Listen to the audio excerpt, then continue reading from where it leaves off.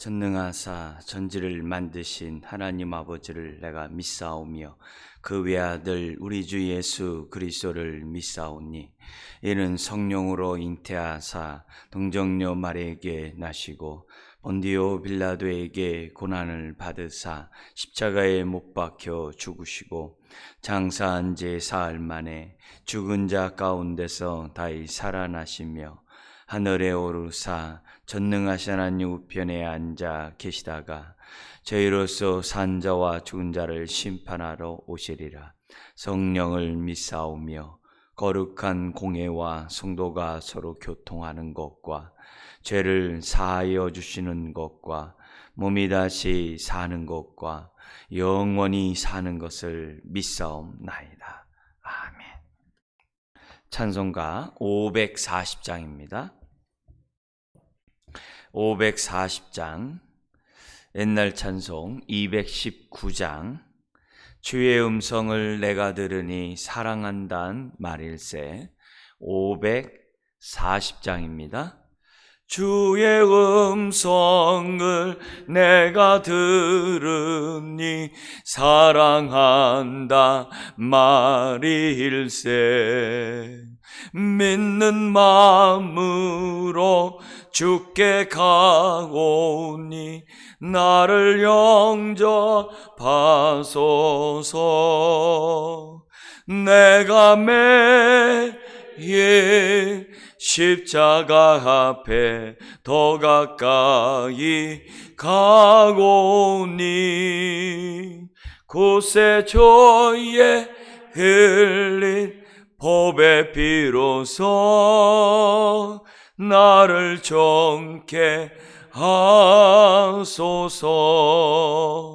주여 넓으신 은혜 베푸사 나를 받아주시고 나의 품은 뜻 주의 뜻같이 되게 하여 주소서. 내가 매일 십자가 앞에 더 가까이 가오니 곳에 조에 흘린 법의 피로서 나를 정케 하소서. 주의 보좌로 나아갈 때에 어찌하니 기쁠까. 주의 얼굴을 항상 배우니 더욱 친근합니다. 내가 매일 십자가 앞에 더 가까이 가오니 곳에 조에 흘린 법의 피로서 나를 정케 하소서. 우리 구주의 넓은 사랑을 증량할 자 없으며 주가 주시는 참된 기쁨도 헤아릴 수 없도다. 내가 매일 십자가 앞에 더 가까이 가오니 곳에 조에 흘린 법의 피로서 나를 정케 하소서.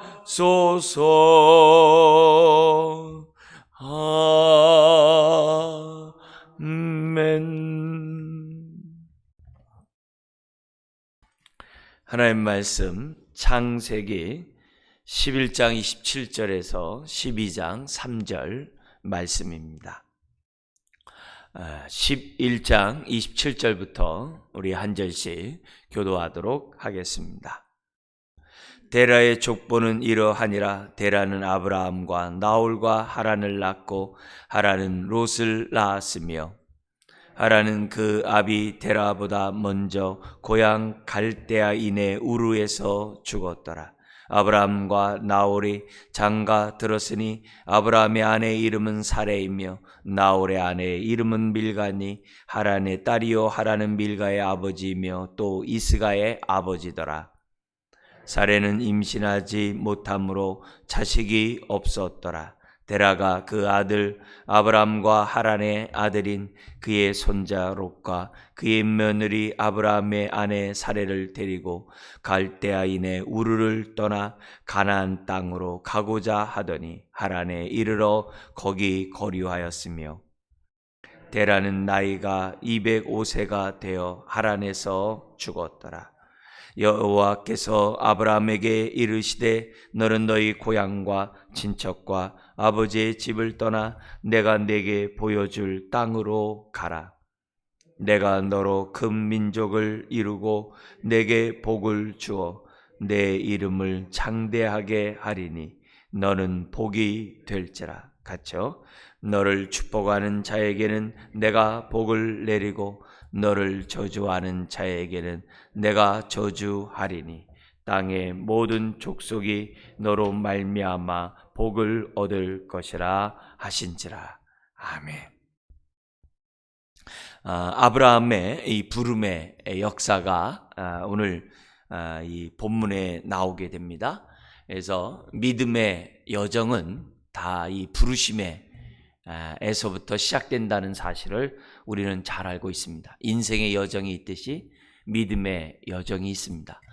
인생의 여정에서 승리했다고 또 성공했다고 해서 믿음의 여정을 성공한 것은 아닙니다.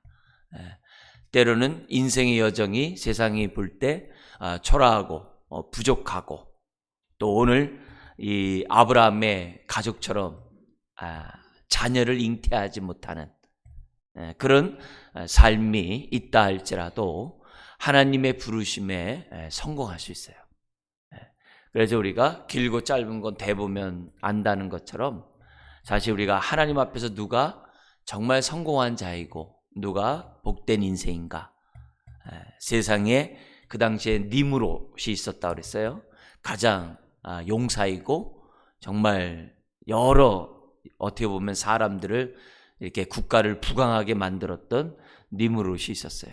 그런데 하나님은 니므롯을 선택하지 아니하시고 잉태하지 못한 자녀가 없는 아브라함을 선택하셔서 믿음의 조상 또 복의 근원이 되게 하시는 그런 축복을 주셨던 것을 이제 보게 됩니다. 그렇기 때문에 이런 부름의 역사를 통해서 우리들이 나의 삶을 봐야 되고 또 부름의 역사를 통해서 오늘 내 삶이 믿음의 여정에 들어섰구나 이런 것들을 우리들이 생각하고 또 깨닫고 정말 아브라함이 그 부름에 믿음으로 반응했던 것처럼 저와 여러분들이 믿음으로 반응하면서 우리들이 주님이 정말 인도하신 대로 따라간다고 한다면 그 인생이 이제 복의 통로가 되는 부르신 하나님을 기쁘게 하는 인생이 될 수 있다는 것을 우리로 하여금 깨닫게 하시는 것이 이제 아브라함의 이제 부르심이고 믿음의 여정이에요.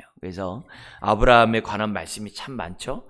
그래서 이 부르심에 어떠한 정말 은혜들이 따라오고 또 그 부르심에는 어떠한 요소들이 있는지를 생각해 보면서 우리 그때그때마다 믿음으로 반응하는 아브라함처럼 이제 저와 여러분들이 돼야 한다는 겁니다. 그래서 우리의 삶이 아브라함처럼 잉태하지 못한 그 당시에 자녀가 없다는 얘기는 복을 받지 못했다는 거예요. 그 당시에는 자녀가 곧 복이었거든요. 근데 자녀가 없다는 거예요. 결혼을 했는데 자녀가 없다는 그런 상황은 쉽지 않은 그런 상황이에요. 그러나 그런 가운데서도 하나님이 아브라함을 부르셨다는 거예요.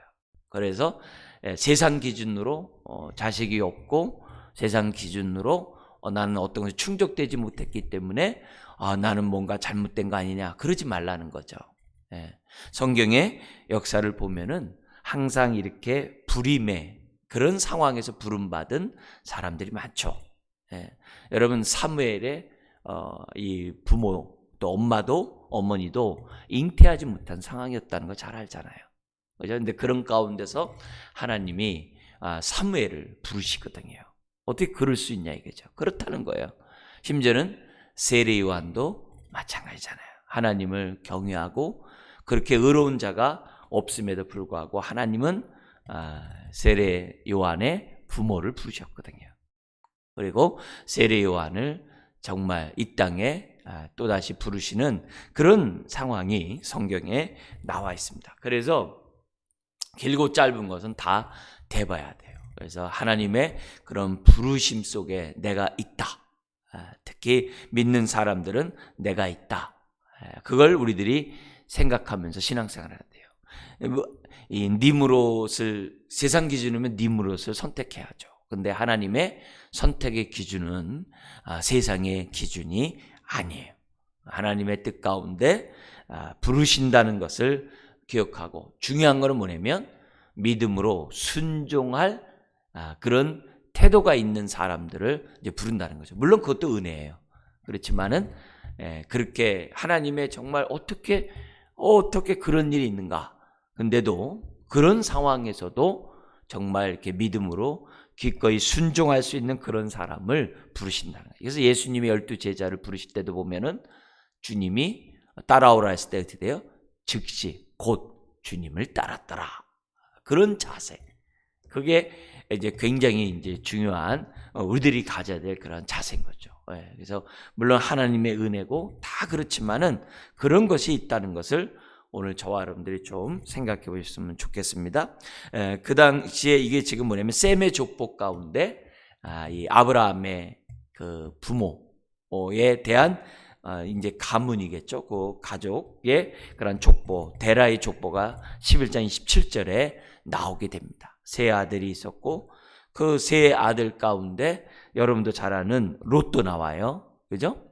롯도 하란, 이게 아브라함과 나홀과 하란을 낳는데 하란의 아들이 롯이 있었어요. 근데 일찍 죽음으로 아브라함이 이제 그러니까 키운 거죠. 이제 키운 그런 이제 사건이 이제 이 본문에 나오게 됩니다.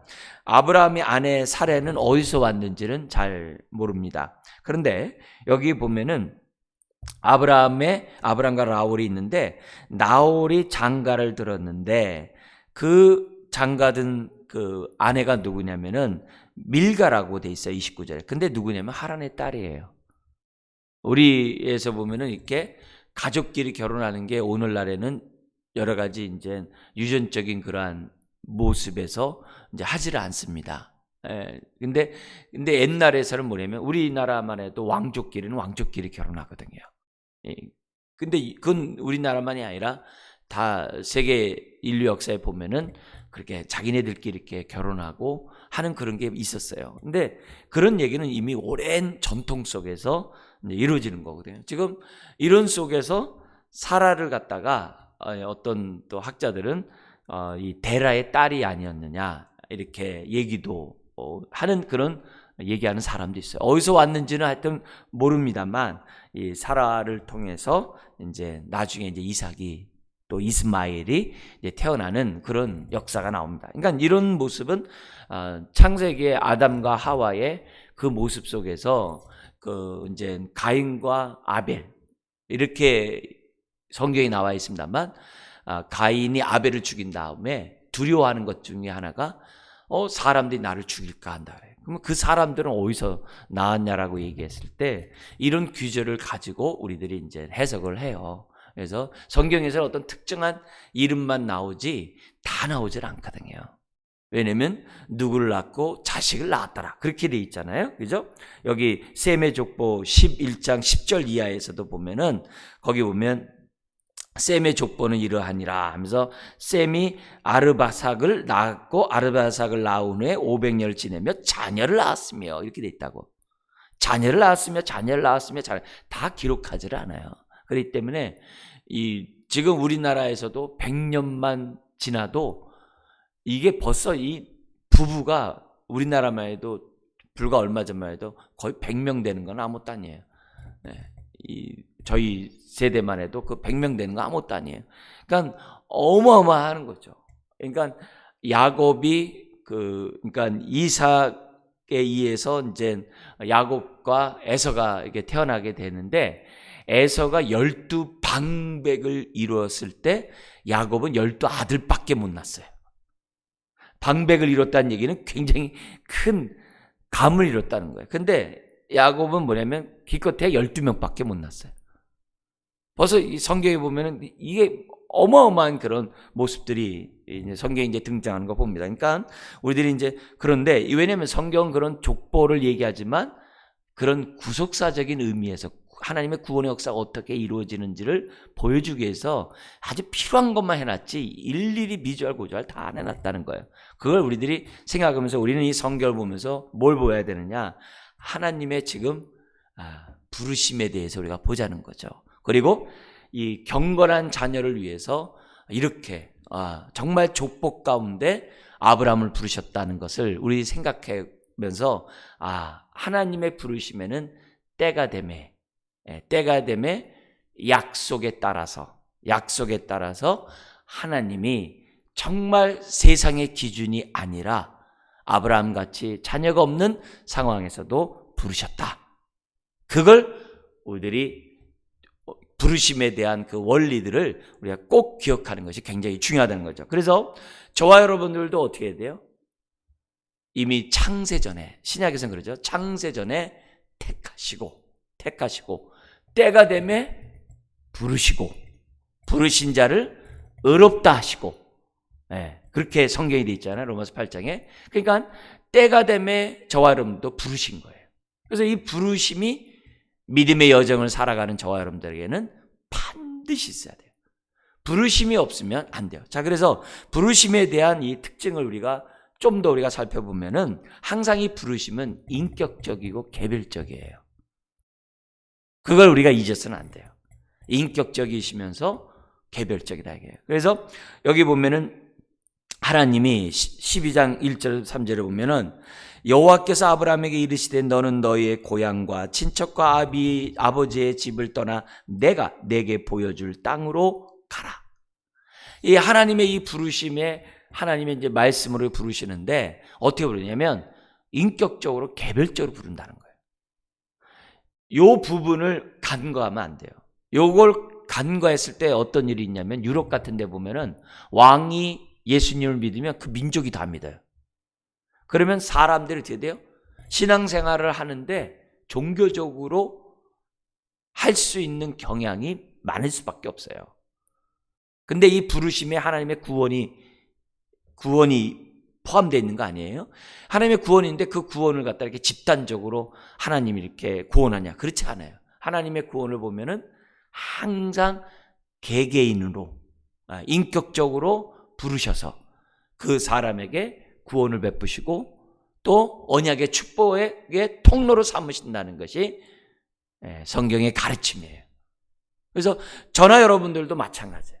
하나님이 저와 여러분들을 부르셨을 때 우리 부모가 믿었기 때문에 나도 믿어서 그런 거 없어요.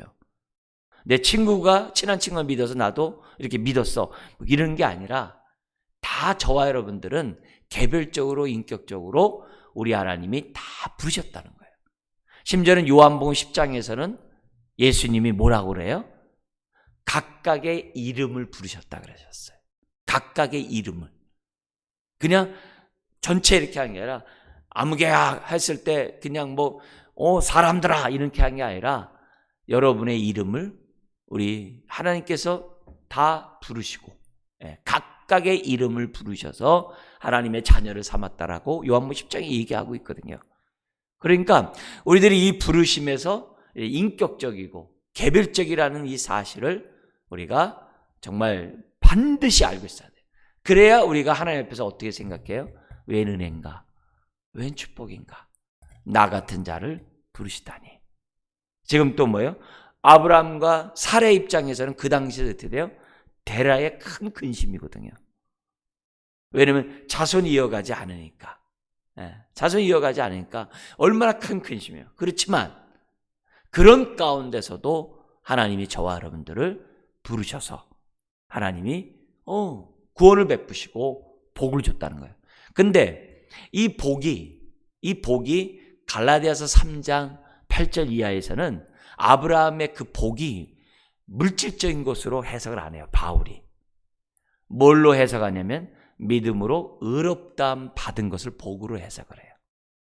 그래서 우리들이 이 복을 갖다가 육적인 눈으로 볼 것이 아니라 정말 신령한 복으로 우리가 볼 수 있는, 그리고 육적인 것은 따라오는 것이고 따라오지 않을 수도 있어요. 근데 그런 게 주된 게 아니에요. 주된 건 뭐냐면 하나님이, 살아계신 하나님이 때가 되매 나를 개인적으로, 그것도 인격적으로 저와 여러분들을 부르셔서 의롭다함, 자녀 삼으셨다고 하는 그 사실이 너무나도 중요하다는 거예요. 그러면 동시에 이 부르심에는 뭐가 있냐면은 내가 예수 믿겠어요, 그게 아니에요. 이 부르심에서 우리가 반드시 알아야 될 것은 하나님이 부르셨다는 거예요. 난 내가 믿었어요. 내가 이제 믿고자 작정해서 내가 믿었어요. 이렇게 말을 하면 안 돼요. 우리가 내가 믿습니다라고 고백하더라도 나의 이 부르심은 하나님의 주권적인 은혜예요. 다음이 없는 은혜 가운데 나를 부르셨다는 이 사실을 우리들이 깨닫는다고 한다면은 정말 이게 은혜인 거죠. 어떻게 내가 정말 주님을 믿을 수 있지? 어떻게 내가 정말 입술로 예수님을 나의 주라고 고백할 수 있지? 있을 수 없는 일이거든요. 그런데 다 뭐예요? 하나님의 전적인 은혜 가운데 주권적으로 정말 하나님이 우리를 정말 때가 되매 부르셨다는 사실이 너무나도 감사한 거죠. 어떤 사람은 세례 요한처럼 태중에서부터 부르시는 거죠. 물론 만세전부터 하나님이 택하셨고 태중에서부터 부르시는 거죠. 왜냐하면 마리아, 잉태한 마리아를 보면서 태중에, 복중에 있는 태아가 찬양했다고 그러잖아요. 그죠? 그런 걸 보면은 정말 하나님의 이 부르심이 정말 놀랍게 짝이 없는 거죠. 그래서 여러분도 마찬가지예요. 하나님이 나를 언제 부르셨을까? 생각해 보셔야 돼요. 내가 입술로 이제는 믿겠습니다 라고 고백하는 그때가 부르실 때도 있지만 이미 그 전에 하나님이 나를 부르셨다가 때가 되매 내가 입술로 하나님 앞에 이렇게 고백할 수도 있어요. 근데 그런 부분들을 저와 여러분들이 기억하는 게 굉장히 중요하죠. 그러니까 저 같은 경우도 믿음의 어머니의 태중에서 뭐냐면 저를 갖다가 하나님을 믿는 어머니의 태중에서 저를 갖다가 잉태하게 하셨으니까 이미 어렸을 때부터 간접적으로 저에게 그런 환경을 조성해 주신 그런 것들도 저도에게 있겠죠. 그래서 또 친구들도 이 옆에 있었고 그런 것들을 우리들이 생각해 본다고 한다면 나의 부르심이 언제 있었고 내가 인격적으로 내가 고백하는 그때가 언제인지를 알 수 있는 거죠. 그래서 하나님의 부르심이 개별적이고 인격적이기 때문에 우리 개개인들은 각자 하나님을 나의 아버지, 예수님 나의 구세주 주님이라고 고백을, 인격적인 그 고백이 그 안에 포함되어 있다는 사실을 우리가 항상 생각해야 돼요. 그래서 아브라함은 너 고향 친척 아비 집을 떠나 내가 내게 지시해 내게 보여줄 땅으로 가라 하면서 하나님의 약속의 말씀을 탁 깼을 때 아브라함은 4절 이하에 믿음으로 반응했다는 거예요. 이게 이제 굉장히 중요한 거죠. 그래서 우리가 인생의 여정은 내 마음 내 뜻대로 정말 또 세상의 경험과 지혜로 내가 선택하면서 우리가 살아가요. 그러나 믿음의 여정은 그게 아니라 내가 원해서 내가 뜻해서가 아니라 하나님의 뜻에 따라, 하나님의 뜻에 따라, 내 의지가 아니라 하나님의 뜻에 따라서 우리가 순종하면서 나가는 것이 믿음의 여정이라는 것을 우리들이 기본적으로 깨달으셔야만 한다는 거죠. 근데 이 부르심은 한 번만 부르시는 게 아니에요. 물론 구원은 우리가 단 한 번의 예수 그리스도를 믿음으로 우리가 의롭다함을 받아요. 근데 하나님의 부르심은 의롭다함 받은 것을 그게 아니에요. 끊임없이 하나님은 어떻게 돼요? 아브라함은 어떻게 돼요? 계속 찾아오셔서 아브라함이 계속 말씀하시고 아브라함은 그 말씀에 따라서 정말 믿음의 조상이 되어 갔던 것을 우리가 아브라함을 통해서 보는데, 하나님의 부르심에는 끊임없이 우리들에게 부르시면서, 오늘 이 새벽도 내가 하나님의 은혜 가운데 준비가 되어서 이 자리에 내가 습관을 쪄서 나왔다, 이렇게 말도 할 수 있지만 동시에 돼야 돼요. 오늘도 우리를 깨워주시고 오늘도 건강을 허락하셔서 또 우리에게 예배드리고 싶어하는 마음을 하나님이 불러일으켜 주셔서 내가 이 자리에 나왔다라고 생각하면 그게 은혜가 되는 거죠. 감사한 거죠. 새벽에 나와서 내가 예배드릴 수 있는 이것이 얼마나 감사해요. 얼마나 귀해요. 그죠? 그런 의미에서 끊임없이 하나님은 나를 부르시고 또 부르시고 또 부르시고 또 부르셔서 언약 백성답게 살아가는 복의 통로가 되도록 인도하신다는 것을 우리들이 보여줘요. 그래서 우리는 일생인격적인 고백을 해야 되는 거예요. 주님만이 나의 모든 것입니다. 주님만이 나의 전부이십니다. 주님만이 저의 소망이십니다.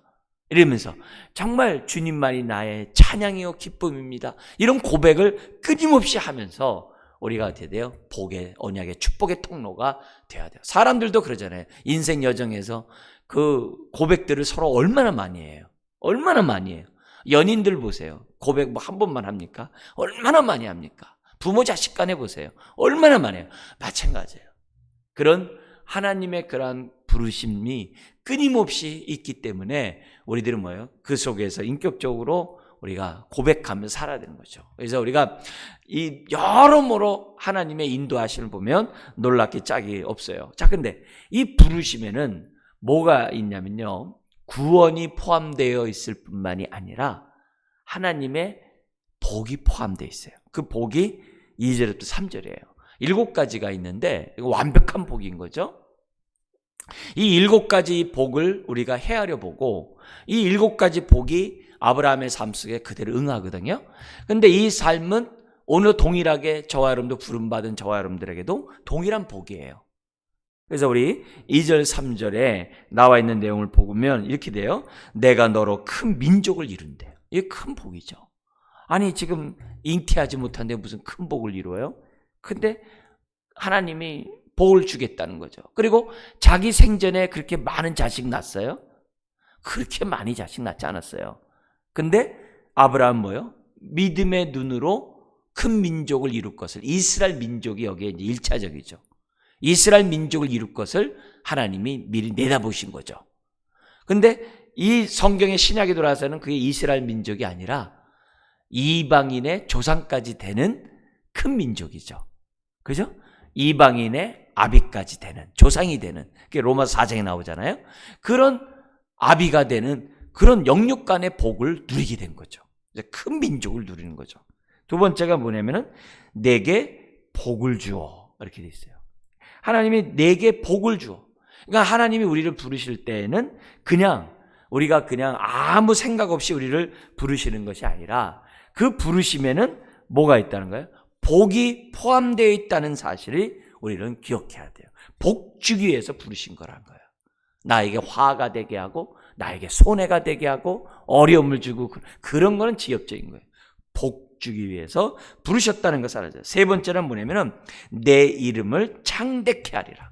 유대인과 이방인 아브라함이 되고, 저기 뭐냐면 아버지가 되고, 심지어는 뭐냐면 무슬림에서도 아브라함을 갖다가 저거 하죠. 그 대신에 우리는 이삭을 저거 하지만 거긴 또 이스마엘의 그쪽으로 하잖아요.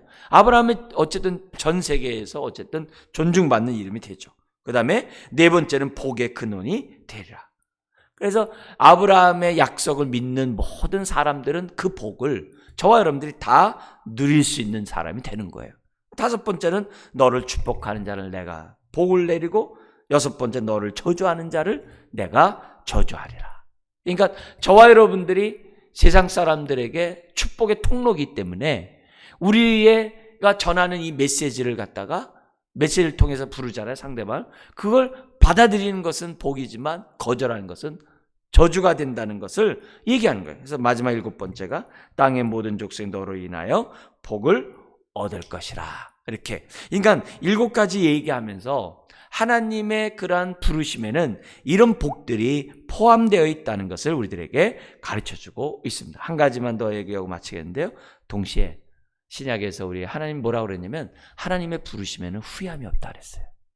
그렇다면 우리의 인생은 후회함이 없는 인생이 된다는 거예요.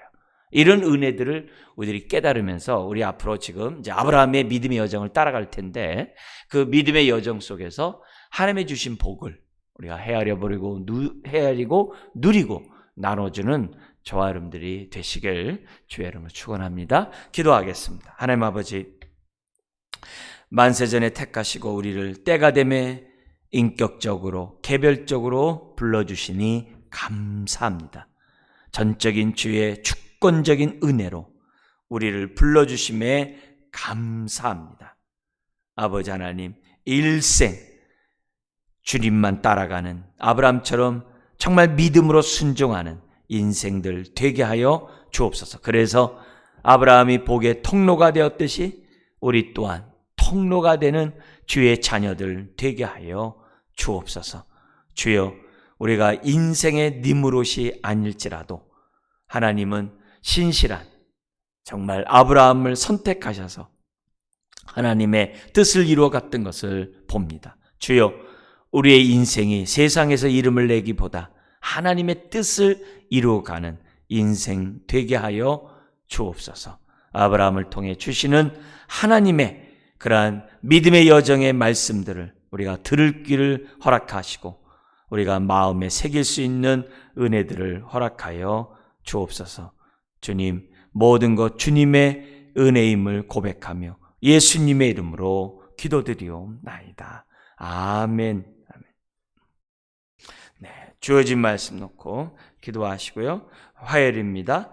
우리 선교 한국과 우리 교회 교육을 위해서 주일학교를 위해서 기도 부탁드리고요. 또 오늘 우리 김순희 집사님 여전도 3여전도에 있는데 그 남편께서 소천하셨습니다. 오늘 입간 예배가 10시인데 교회에서 9시 반에 출발합니다. 기억해 주시기 바라고요. 또 여러분이 갖고 나온 기도 제목 기도하시고 주기도문 하시고 자유롭게 돌아가시기 바랍니다.